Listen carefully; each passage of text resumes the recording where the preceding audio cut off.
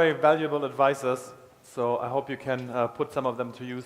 And don't do it as I did. In my time as entrepreneur, I typically had to do a mistake once to understand that what the guys are telling you make perfect sense. So, we're going to continue with a legendary bookmaker, Paddy Power. So he's a fourth generation bookmaker, and he's head of communications at the company called Paddy Power Betfair, which obviously has a large presence in Cluj.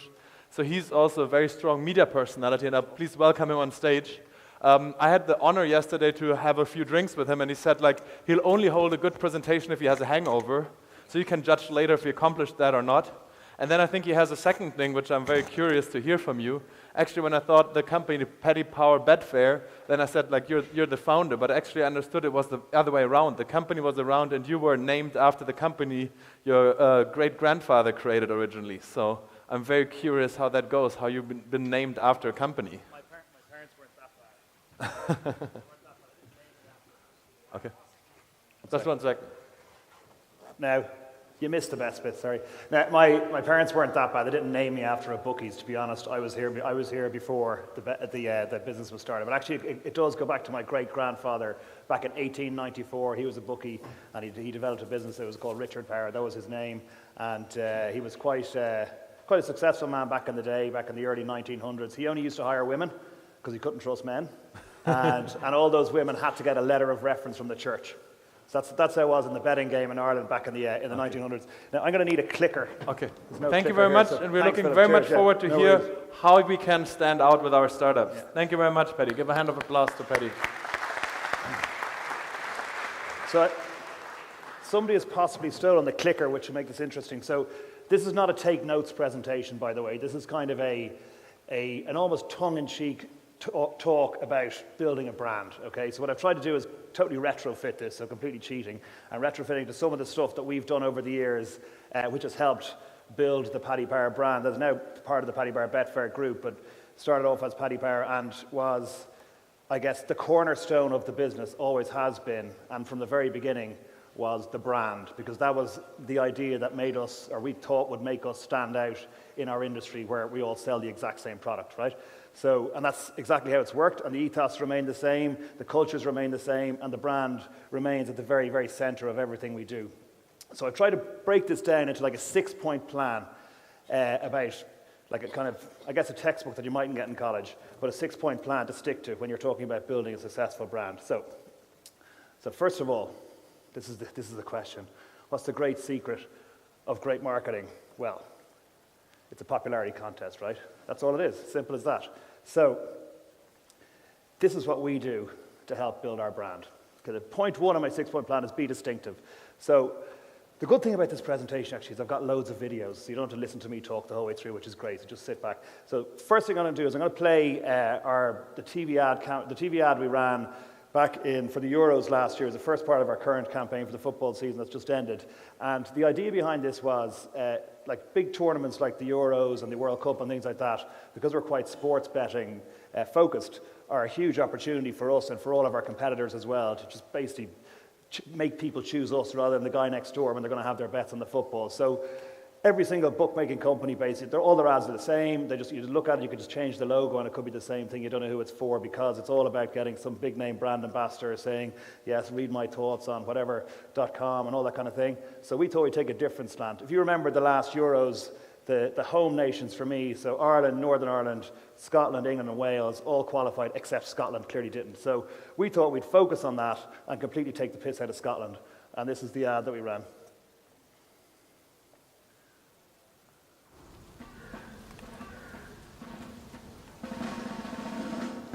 Where the hell are you from? We're from Scotland. Do you think we're gonna cry 'cause we didn't qualify? Forget it. Scotland, won't be there. Do you think we really care? We don't mind, we won't despair, 'cause we got crankies and lush red hair. So what we'll do, we'll paint a blue. And have some deep fried chocolate too. Scotland's gonna bet on used to lose.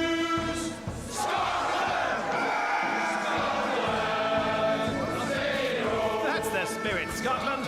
Get involved at hashtag Vive la Bats. Paddy Power, you're welcome.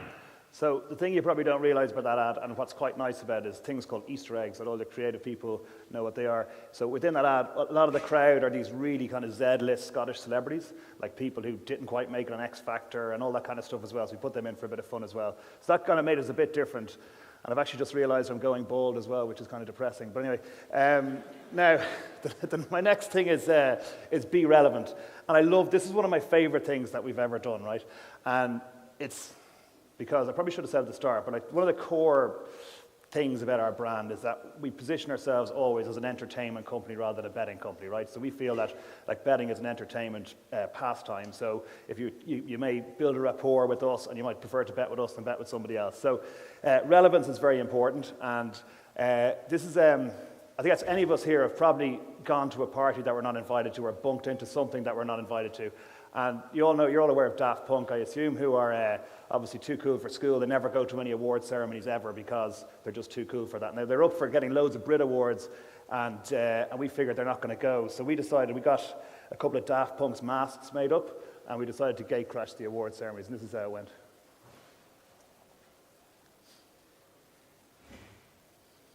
Just got to go to the red carpet. We're here at Daft Punk. Go. You want out? I got this one. You guys. Alex.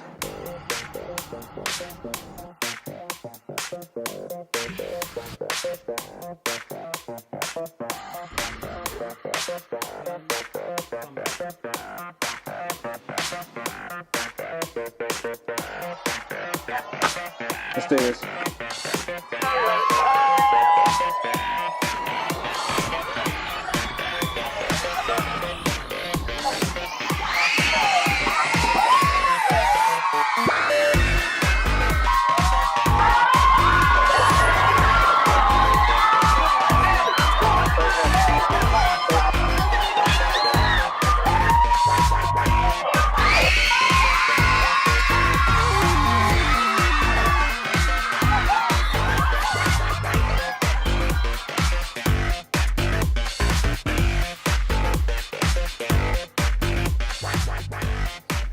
Completely immature and nothing to do with betting, and it absolutely did nothing to drive our business forward, but it was really good fun.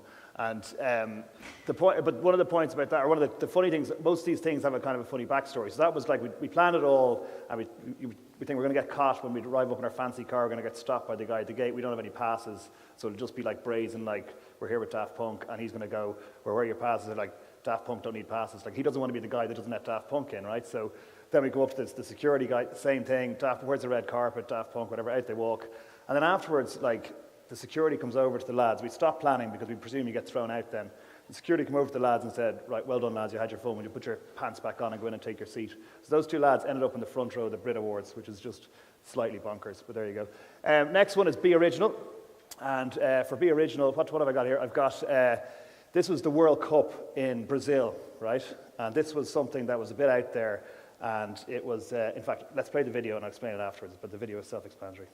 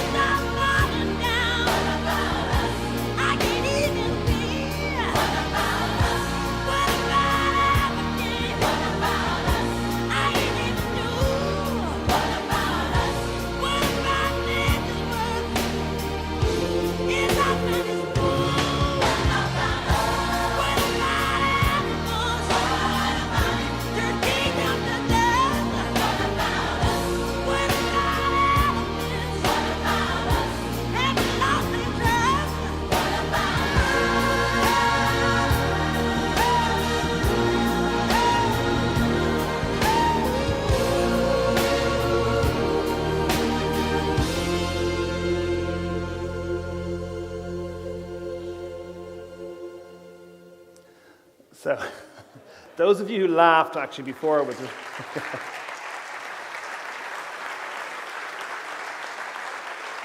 Thank you for clapping and not walking out halfway through. Those of you who laughed early in that, you should be ashamed of yourselves, by the way. But actually, the intention with that was just to turn off our phones and be quiet for like a few days and let it run and let it really build and build and build. But we bottled it after 24 hours because like people who were working for us were starting to hand in their notice, and they couldn't work for the company because they believed that we'd actually done this. So we went, shit, we better actually tell the truth here. So, but it certainly worked, and it was I guess cause-related marketing, but also had a big impact for us just at the start of the World Cup in terms of putting us to the forefront of for people who wanted to bet. Consistency. I kind of hope this gets you the humor because this is one of my favorite things that we do, and we do it every single week, and it's brilliant. And it's called Fan Denial, and it's the reason why you should follow us on Twitter just for this. Every Monday, over the weekend, what we do is we collate lots of real Twitter interactions between rival football fans, and then usually late at night, and then we dramatize it and we put a voiceover artist on it, and we come up with this weekly video for Twitter, which is just and for Facebook rather, which is just brilliant. So hopefully this will get through.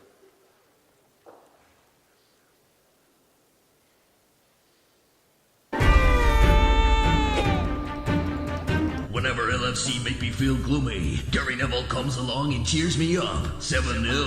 Ha ha ha. Looks like Gary Neville's replacement on Sky will be Gary Neville. Gary Neville wishes he could reload his current football manager's save. Gary Neville reacts to his time so far in charge at Valencia. I hate it! I fucking hate it! Go back to selling shit crisps, you fucking embarrassment. What? Oh, come on, when he pops up on TV eating crisps and he's like, these are so nice, I'm gonna be having such a good time eating these crap crisps, why don't you buy some crisps? Look, yummy. Firstly, are you thinking of Gary Lineker? Secondly, are you having a stroke? No, it's Gary Neville broadcasting famous crisp loving shithead. Both Garys played football. That's where the similarity ends. Are you skanking who doesn't like crisps? What man doesn't like crisps with lager? My old man was allergic to most crisps. Made his face swell up like a fucking hot air balloon. Rushed to ER after a packet of prawn cocktail in '94. Did he die? No. Died of alcohol poisoning a few years later. Both bad habits. What the fuck is everyone talking about? Gary Neville may like crisps, but he never endorsed crisps. He was on Match of the Day, and now he's on a very short Spanish holiday. Also, Jimmy's dad died of pints. Boy took his holiday. Oh, fucking forget it. I hate you all. United fan here. Just trying to derail your gloating. Hashtag pray for Gary. Hashtag pray for hot air balloon heads. So it's obviously completely weird, right, and completely random, and you just don't know what you're going to get. But we actually do now, which is great from an innovation point of view. So we actually do this at half-time live on RT, which is the Irish national broadcaster. When they have a match live, we do a fan denial that we write 3 minutes before the ad break. So it's relevant to what actually happened in the first half of the game. So it's obviously not real tweets coming in, but we basically have the same voiceover guy dramatizing. Obviously can't use the choice language, but do that. So it's quite cool the way we can now do almost live advertising as well, using a technique or a thingamajig that people are familiar with who are aware of us back home. Now, I've got 5 minutes and 40 seconds left, so it should be fine.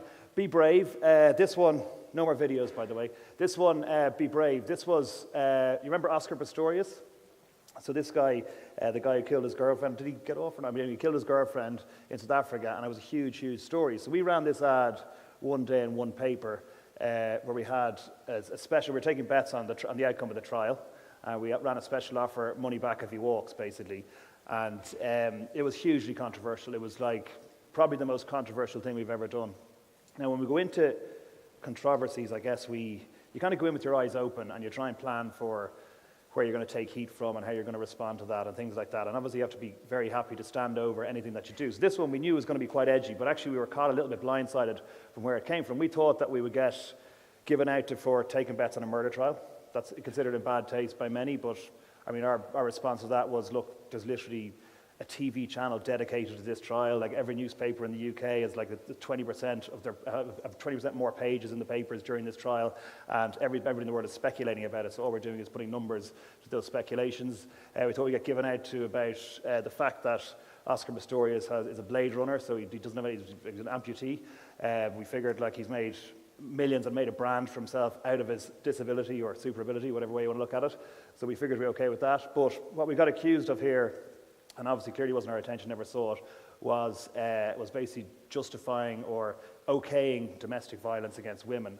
And this has really caught us offside, and we were totally caught in the back foot. This came up in Prime Minister's questions in London in the House of Commons, and eventually we had to, the ad ran once in one paper one day. We had to apologise for it. And that's literally the only time in the history of the company that we've ever had to apologise for something, was this particular ad there.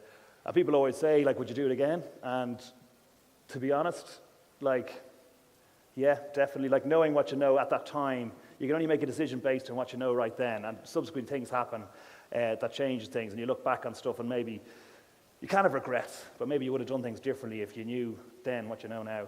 And that exactly brings me on to my last point, which is surprise people. And I was kind of hoping I'd run out of time because this was a complete shit show.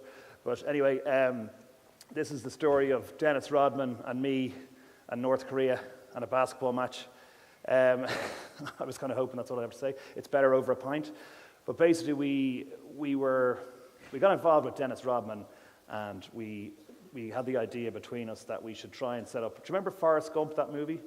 Do you remember like the ping pong match between China and America, good versus evil?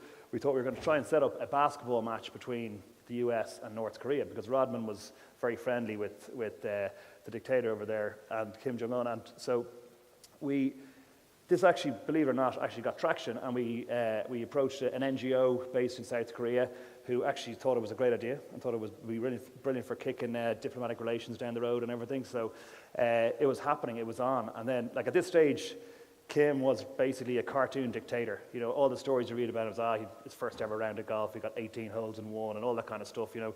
So that's all it was. But then, about a month before this event was meant to happen, like, we'd been out there in recce's and all that kind of thing. About a month before, the story emerged that he'd purged his uncle, like fed his uncle to a crowd of rabid dogs or something. So we're kind of going, shit, this actually is a really bad guy. So we maybe don't want to be involved with him. So we pulled the plug on the event eventually. But Rodman went ahead and did it. And there's actually a documentary. At some stage, if you're bored, you should watch a documentary called The Big Bang in Pyongyang. It's a documentary about this whole debacle and the whole build-up to it. And it actually went ahead without our involvement in the end. But it could not have gone worse. If there's one thing I could change, it'd be not getting involved in this. But again, at the time when we did it, it genuinely added up as a decent idea and something really mad and unusual for us to do and to give us like kind of global brand fame. But didn't quite work out that way. But funny enough, afterwards we did a health check of our brand, and none of our customers thankfully thought any worse of us for it. And that's it. My last message to you is, take risks and don't be afraid to get it wrong. Thank you.